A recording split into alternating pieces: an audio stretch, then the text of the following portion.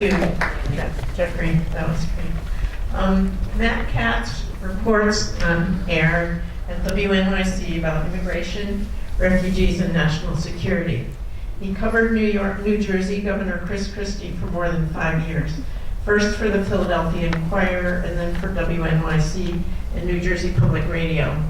He followed the governor through scandal and presidential candidacy and appeared weekly on WNYC Studios' Christie Trapper podcast. In 2015, Matt and a team from WNYC won a Peabody Award for their coverage of Christie and the Bridgegate scandal. The series, Chris Christie, White House Ambitions and Abuse of Power, was WNYC's first Peabody for news coverage since 1944. In 2016, Matt's biography of Christie, American Governor Chris Christie's Bridge to Redemption, was published by Simon & Schuster. Matt's experience covering Christie also shaped his 2016 TEDx talk, Political Deceit in a Social Media Age. Matt has written about politics for the Washington Post, the New York Times, New Republic, and Politico. Before covering the State House in Trenton, he spent time in Afghanistan writing a series on reconstruction efforts for the Philadelphia Inquirer that won the Livingston Award for international reporting for journalists under the age of 35. More recently, Matt has covered immigration for WNYC. He's reported on the relationship between increased immigration and profits for the New Jersey jails and private detention centers, and what life is like for a detainee in Bergen County Jail. Most memorable for me was a series on a Congolese man, Andre, living in New Jersey, and his wife, Lizette, who has been denied entry to the U.S. Matt traveled to a refugee camp in Rwanda to interview her. Finally, Matt is also part of the West End family, at least. He's a descendant. His parents are Richard and Roberta Katz. So here's Matt. Thank you, Helen. Thanks for, so glad to be here. Thank you, Helen. Thanks to my parents who brought their own caravan of migrating friends. Thank you for not storming the border. You can seek refuge in here. I was covering politics, as Helen was saying, for many years, and at the end of 2016, I was covering the 2016 presidential election, and I was done with politics and thought I'd do something different. I thought there'd be, everybody was expecting Hillary Clinton would be president, but I actually picked this beat, which was immigration and refugees and national security, and I thought, it would be interesting, but maybe a little sleepy, and then Donald Trump was elected, and it became the most controversial issue in America, if not the world. So I didn't know, this education that Jeffrey gave us is amazing. When I first started 2 years ago, I did not know any of that. And I tried to become a quick study. And the first thing I started to look at was refugee policy. Because that, first of all, I could understand what it was about. And it was also one of the first things that President Trump changed most dramatically. I wanted to just add some numbers to what Jeffrey said. I wrote them down before I came here, just to give you a sense of how significantly refugee policy has changed. After the Holocaust, there was a sense in the Western world that there needed to be international policy toward handling refugee populations in times of war. And a series of international agreements sprung about that culminated in a national policy here in 1980, creating a federal refugee program where the president sets a number of refugees to come to the country. As Jeffrey said, that number was slashed to the lowest it's ever been. We let in fewer people in the last year than we let in after 9/11, when there were no planes coming in and out of the country.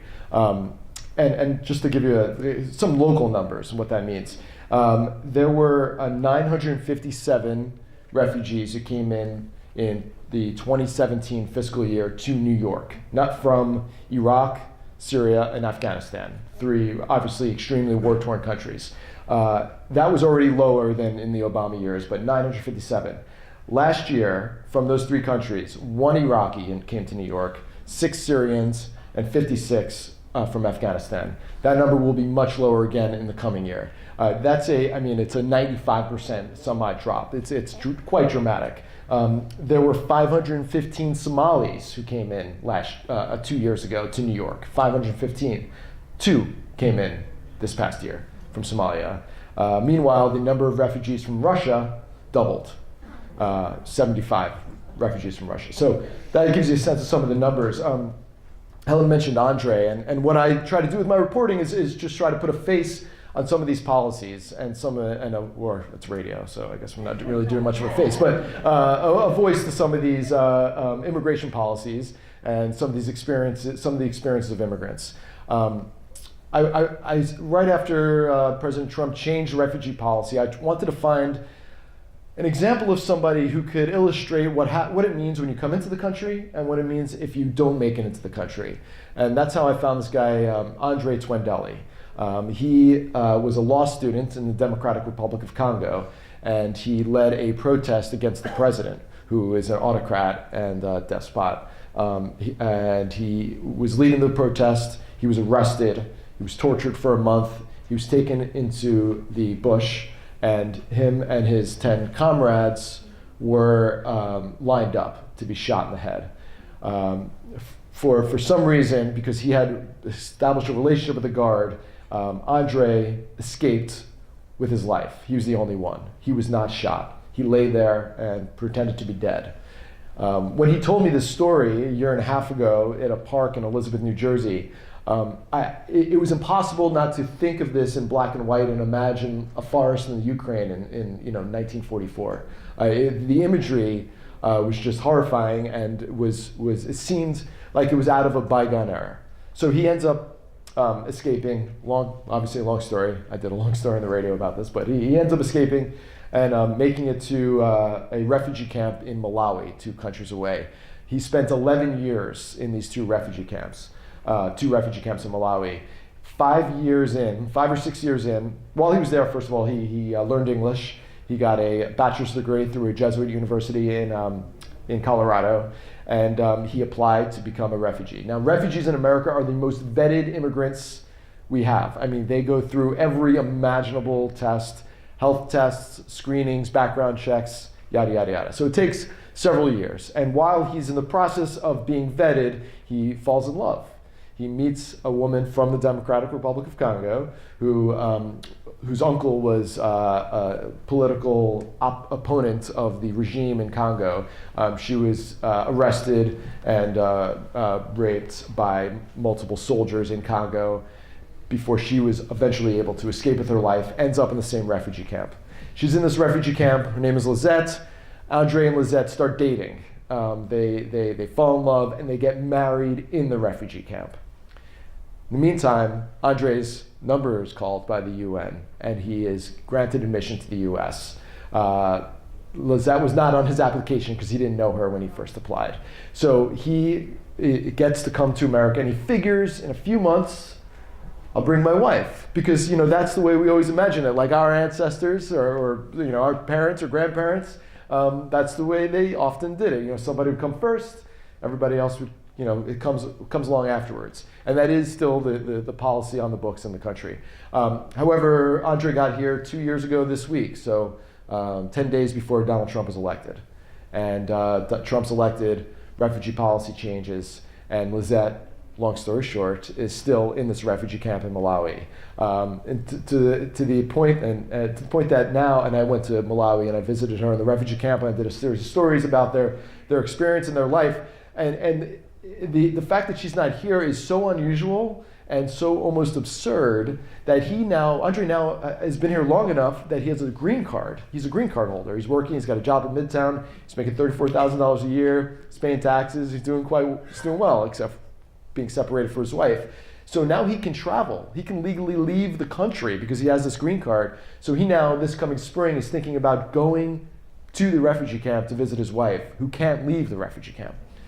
This is how, and this is just one example of the family separation that defines this immigration crisis. It's not just kids getting split from their parents seeking asylum at the border. It is many elements of this. I mean, I can tick off a few. I mean, There's TPS protections that used to be granted are granted to people from several countries where those countries have suffered natural disasters. I'm doing a story in the coming weeks about a father from Honduras. He's got a 13-year-old daughter who's an American citizen. He's been here 20 years, and he is going to have to leave by January of I think the deadline for them is 2020. Unless for some reason the courts overturn Trump's decision to get rid of TPS, temporary protective status, for such people. So I interviewed this very emotional 13-year-old girl who has to wait over the course of these excruciating 18 months to see if her father's going to be deported. That's just one policy change. Made a quick list.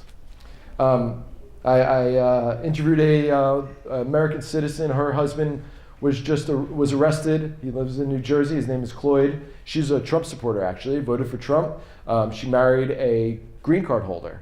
But 11 years ago, Cloyd was struggling with an addiction, and he was pulled over, and he had an air gun, which didn't even know what that. I don't know. I'm from New York. I don't know what guns are, but it's like a sort of like a pellet gun in his car, and he was charged with possession of an air gun. He did not spend a day in prison, but he had this charge on his record. Goes about his life, but now the president changed the previous policy, and now anybody who has any sort of criminal record, if you're not a citizen, is subject to deportation. So Cloyd was picked up on his way to work one morning by ICE. There's DACA, the Dreamers. These are kids who came to the country and are undocumented because their parents brought them here as kids. President Obama issues an executive order, allows them to stay as long as they're going to college and no criminal record, et cetera, et cetera. Trump has been trying to get rid of the protections for DACA, the so-called Dreamers. The way it used to work, if you come to the border, you're saying I need asylum. You often were allowed to, if you showed a credible fear, you were allowed to stay and then show up for a court hearing. Now, generally speaking, you get locked up. I mean, I interviewed a woman. I interviewed a man. He comes from Africa. Flew into JFK Airport. He's gay, and he was brutalized in various parts of his country where he had lived. And the immigration officer, the customs officer asks him how long he's planning to stay, and he's like, when do you plan to go back to your country? He's like, I'm not going back. I can't go back. I'm here to declare asylum. So he's cuffed at the hands and cuffed at the feet, shackled, and put in a van and sent to Elizabeth Detention Center in New Jersey for 2 years, while his case winds its way through the system. People show up for their green card interviews to show their marriage documents that they married an American citizen. They're getting arrested and detained and deported from there because they maybe overstayed their visa and they have an immigration violation. ICE is hanging out at courthouses because courthouses have dockets and they have documents, and they can go in and get the dockets and then cross-reference those names to see if they're American citizens. And then people who are coming to courthouses maybe to testify against an abuser, maybe because they had a DUI, they will then be, if they're released, they will then be arrested, detained, and deported when they're leaving courthouses. That's become quite common. In looking, I spent a lot of time in New Jersey for WNYC, and I've been reporting about the detention centers in New Jersey, because everybody who's arrested in New York by ICE ends up in New Jersey, and they end up in county jails. Almost all of them end up in county jails. Some end up in Elizabeth, which is a privately run company. Stock is doing very well, by the way. That runs a lot of these detention centers. They run this facility in Elizabeth, New Jersey. But most of the people arrested in New York and New Jersey end up in these 3 county jails. What's interesting about these county jails is they are run entirely by Democrats. These are like Democratic county governments who will pass resolution after resolution saying they think Trump's a xenophobe and he's doing things that are anti-American. But collectively, they're making $6 million a month to detain immigrants for $120 a day as prisoners in their jails. This is not a Republican thing, I'm learning. The immigration system is a bipartisan mess. And everybody is involved in it, Democrats and Republicans. The immigrants are detained, by the way, as Jeffrey can explain in more detail, because of a 1996 law signed by President Bill Clinton that essentially made being in the country without documents illegal and subject to detention and arrest. We did not normally arrest non-criminal immigrants and put them in jail. So I'm actually going to Essex County Jail tomorrow to visit a detainee who hasn't been home in a year and a half. He's got he had a newborn when he was arrested. So now the kid must be a year and a half old. He's got 2 kids. And so I've been to these jails, and the immigrants are there. Some of them are there because they committed crimes. I met a guy who committed attempted murder 25 years, got sentenced for attempted murder 25 years ago, did his time, came out, and has lived in New York ever since. He's in there. But a lot of these people have no criminal record. They just overstayed their visas or don't have documents to be in the country. But they're dressed like prisoners. They're wearing prison garb. There's about 2,000 plus of them in New Jersey. So in some cases, there are restrictions on them that are different from prisoners. For example, at the jail in Hudson County, near Hoboken, detainees are not allowed to play board games, because I went to the jail and I saw that they were playing games with they were playing a board game, but they were using a sheet, and they ripped a bed sheet and were marking up the bed sheet to play the game. And then I went to another part of the jail, and there were the regular criminals, the people charged with weed possession or whatever, and they were playing chess. So I asked the warden, why aren't the immigrants going to play chess? And he made this kind of bizarre assertion that immigrants, some of them culturally, they use the pieces and they stick them into orifices of their bodies. And that's why, and that's bad, and that's why we can't give them game pieces to play with. There's this massive disconnect here, because you have local jailers who are responsible for in charge of people from all over the world. And there's an immense gap in terms of the cultural sensitivity and understanding of how things work. Some of these people don't speak Spanish, they don't speak English, they have a very hard time communicating and figuring out how things work, and most of them don't have attorneys. The ones most of them, if they're picked up in New York, most of them get attorneys paid for by Cuomo and de Blasio. In New Jersey, you don't get attorneys. So they don't have any really way of understanding how to navigate the system. To add to the point about how some of the people that are these local officials who are jailing these immigrants, most of the detainees now in these local jails in New Jersey are not actually criminals. They're immigrants. There's been bail reform in New Jersey. People don't get locked up as much for marijuana possession. So there are these empty beds in these jails, which is why the local Democrats in New Jersey are taking all these immigrants from ICE. So you have local sheriff's officers who are used to dealing with DUI cases, and they're holding Ethiopian journalists seeking asylum for months and years on end. It's this very bizarre situation. Bergen and Hudson, most of the people in there are immigrants, not actually locally charged criminals. So to that point, and to get to the point about how this cultural chasm, I got leaked a recording of the Bergen County Sheriff. This is just a month ago. It was actually, it got leaked to me on Yom Kippur, right after I came back from a break fast. And it was emailed to me. And it was a recording of the Bergen County Sheriff, who's in charge of detaining hundreds of immigrants from New York in his jail, about 600 immigrants, saying some super racist stuff. He was talking about black people just being drug addicts and ruining his county. He made fun of the Attorney General in New Jersey, who's a Sikh, called him the turban. He ended up being forced to, after I put the recording on WNYC, 40 hours later he resigned along with 5 of his undersheriffs, and there's a special election on Tuesday to replace him. But it just goes to show, I think, how kind of messed up the system is. I mean, these people who are in charge of these immigrants maybe shouldn't be in charge of the immigrants necessarily if we're going to have such a system. One other piece of this in terms of the partisanship involved.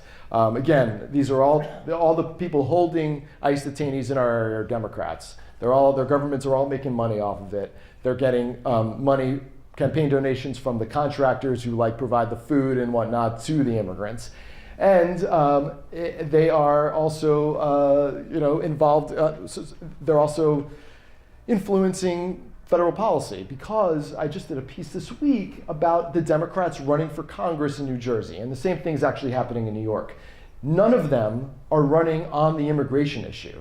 I'm sure you've seen some of these race baiting ads from Republicans about how MS-13 is coming in to kill us all, and we have to close the borders, et cetera, et cetera. You have not seen any commercials showing the heartbreaking images of family separation from Democrats. There's been no pushback in the campaign from Democrats against Trump's immigration policies. So even though some Democrats have said some things that the family separation policies is not right, there's actually not a counterbalance to their policies in Congress or running for re-election on Tuesday. So if there are Democrats here hoping that blue wave on Tuesday will mean a reversal of some of these Trump immigration policies, I would caution you that that's not likely to happen. Support for immigrants among Democrats is a mile wide and an inch deep. It has not proven to make much of a difference when it comes to getting into Capitol Hill and making changes. And the same is true in New York. There's a guy, Max Rose, he's running for Congress against Congressman Donovan, who's the only Republican in the New York City delegation. It's in Staten Island and South Brooklyn. He does not mention, I looked at his website today, does not mention immigration on his website. Most of the congressional candidates, Democrats running in New Jersey, Democrats, do not mention immigration on their website. This is the most significant, most controversial issue in America. This is what the president talks about all the time. There have been more policy changes on immigration than in any other realm of the federal government.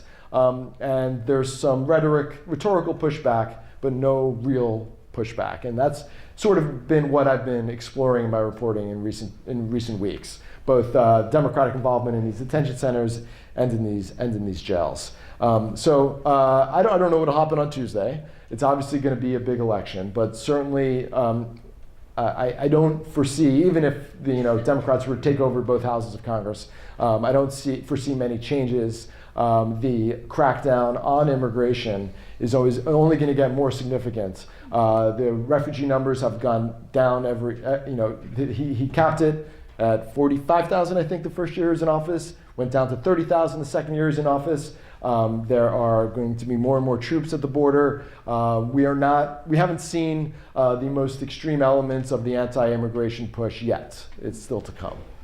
So, is that everybody happy now?